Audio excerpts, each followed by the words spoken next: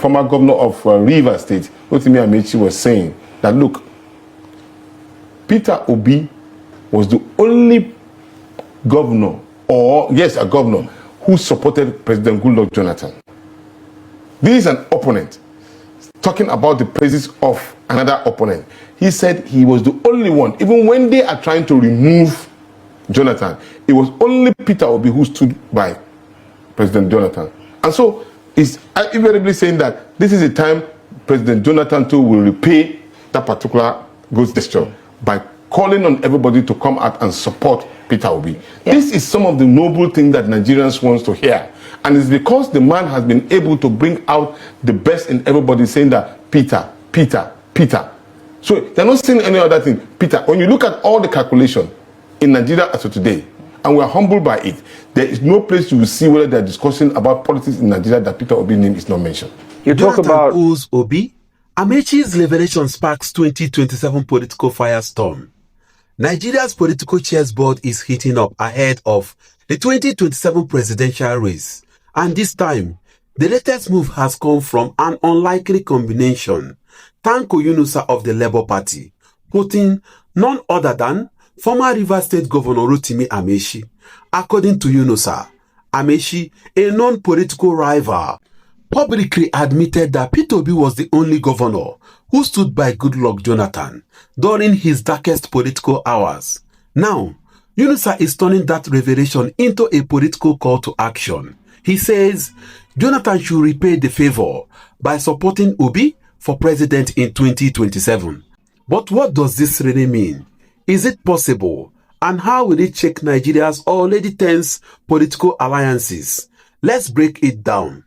Rotimi Amaechi is no stranger to controversy, and in this case, his words carries unusual weights. In politics, praise from a rival often cuts deeper than endorsement from a friend. By saying Obi was the only governor who stood by Jonathan, Amaechi inadvertently validated Obi's political loyalty, integrity, and courage. Let's rewind to 2014 and 2015. Jonathan's presidency was under siege. Political defections were rampant. The opposition was gathering strength, and even some within the PDP were secretly working against him. But according to Amaechi, one man didn't join the betrayal train. Peter Obi, the then governor of Anambra State.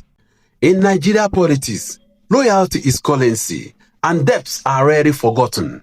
Tanko Yunusa's argument is simple but powerful.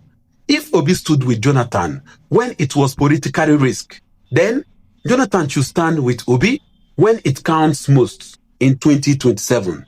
This is more than a moral argument. It is a political strategy. Jonathan remains one of the most respected figures in Nigeria's South-South region, and his endorsement could sway millions of voters. It could also open doors for Obi in the Niger Delta, a region where Tinubu is working hard to build influence. Right now, the 2027 political field is shaping up to be a brutal three-way contest. Tinubu fighting for re-election, Atiku making one last stand, and Peter Obi representing a growing political movement. Jonathan's support could tilt the balance in Obi's favor, especially if it comes with South-South governors and political leaders aligning with the Labour Party. But here is the challenge. Jonathan has been careful to remain above the fray in recent years. Endorsing Peter Obi openly could put him in direct opposition to the ruling APC and possibly Atiku's PDP. Would Jonathan take that risk? Or would he keep his famous "I have no enemies" posture? If Jonathan does support Obi, it could trigger a political domino effect. Many Niger Delta politicians who have been sitting on the fence might join Obi's camp. Minority regions might see it as a symbolic unity between Southeast and South-South. The narrative of royalty repaid would resonate strongly with older voters who remember the 2015 political crisis. But there is another side. Tinubu's APC could weaponize Jonathan's endorsement, painting Obi as part of an older PDP brick that failed Nigeria. And Atiku's supporters would see it as a betrayal, further deepening divisions in the opposition. Why did Amaechi say this now? Was it a slip of tongue? or a calculated move. Amaechi has been quietly distancing himself from Tinubu since 2023. He has no love for Atiku. His political base in Rivers is still strong. By praising Obi's loyalty to Jonathan, Amaechi might be signaling a new political alignment or simply stoking division in the opposition camp for his own advantage. Tanko Yunusa isn't just making noise. He is testing the waters. His statement puts Jonathan under subtle pressure.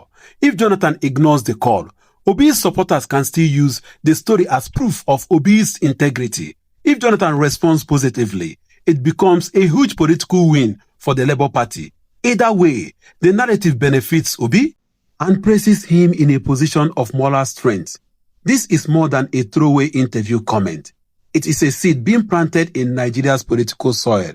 The 2027 race will not just be about policies and party platforms. It will be about alliances, loyalty, and who can build the broadest coalition without losing their political soul. If Jonathan stands with Obi, it could rewrite the electoral map. If he doesn't, Obi still gains from being portrayed as the man who stood for others when it mattered. And perhaps the biggest question of all is Amaechi's revelation, the first crack in the wall of Nigeria's old political order.